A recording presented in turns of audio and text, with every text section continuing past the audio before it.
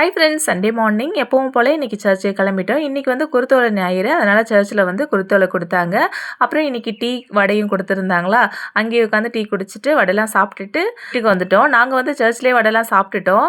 ஆனால் தம்பி ஒய்ஃப் வந்து அவங்க வடையை சாப்பிடாம வச்சுருந்தாங்க.